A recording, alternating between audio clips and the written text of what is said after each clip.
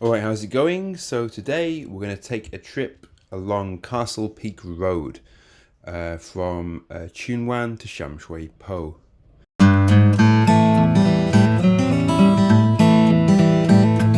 So Castle Peak Road is one of the longest and most well-known roads in Hong Kong, stretching from Tsuen Wan in the east to Tuen Mun in the west, and now even up to Sham Shui near the mainland border. The road has a rich history that dates back to the early days of Hong Kong's development and has played a role in the city's growth and transformation over the years. So right now we're just passing through Tai Wo Hao, just outside Tsuen Wan, en route to Kowloon. Now, the history of Castle Peak Road can be traced back to the mid-19th century when Hong Kong was still a British colony. At the time, the area where the road is now located was largely rural and sparsely populated, with only a few small villages and farms scattered throughout the region. However, with the arrival of the British in the 1840s, the area began to see an influx of immigrants from mainland China who came to Hong Kong seeking new opportunities and a better life. So at that time, Castle Peak Road was actually little more than a few dirt tracks leading into the new territories from Kowloon that wound its way through the hills and valleys of the region. Local villagers and farmers used it to transport goods and supplies between their homes and the markets in the nearby Kowloon.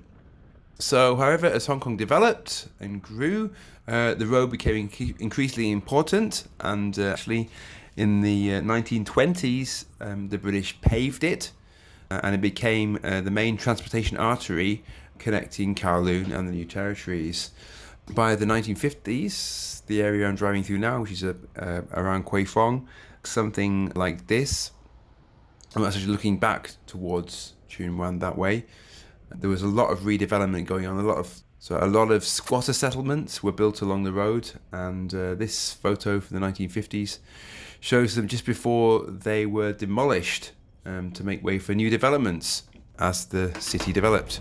In the 1920s, the road was widened, obviously, and paved, and new bridges and tunnels were constructed to make travel along the road faster and more efficient, to allow for greater access to the many factories and industrial sites that were springing up along the road, especially here in Kwai Hing, Kwai Fong. There are lots of warehouses still here now, in fact.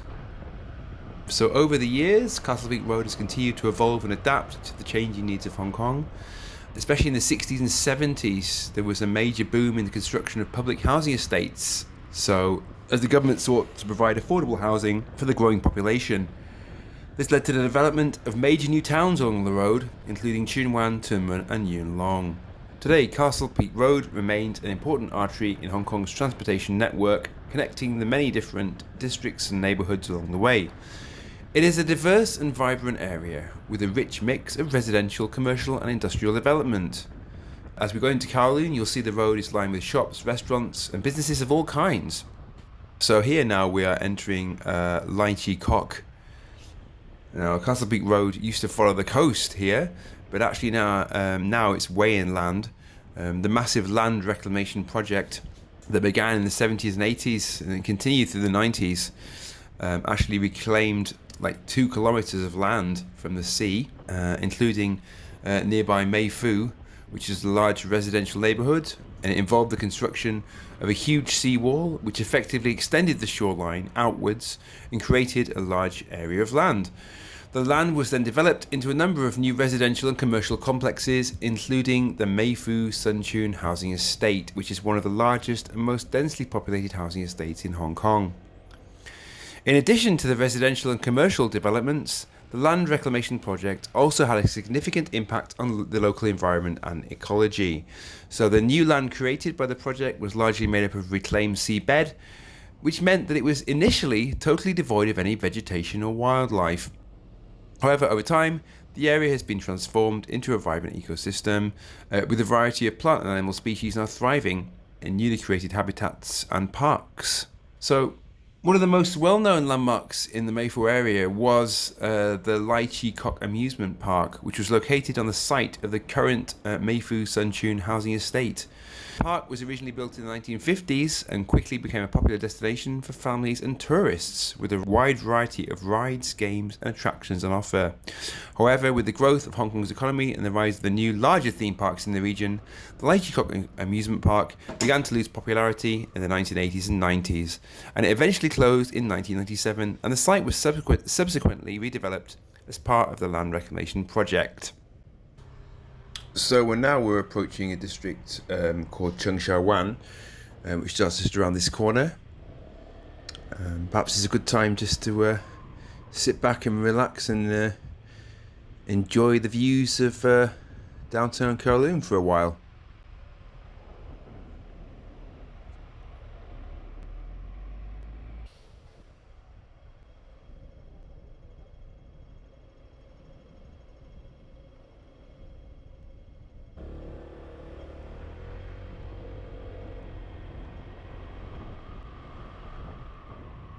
Now here's an interesting building on the right. It's an old Chinese shop, or Tong Lao. I believe that one is from the 1920s, preserved here in Tsuen Wan. You see, it's a Sunday, a lot of the shops are closed. We're entering Sham Shui Po in a second, which is one of the busiest districts of Hong Kong. There are lots of flea markets, computer markets there too. It's a haven for electronics. And yeah, oh, there's a nice Lamborghini just to my left now.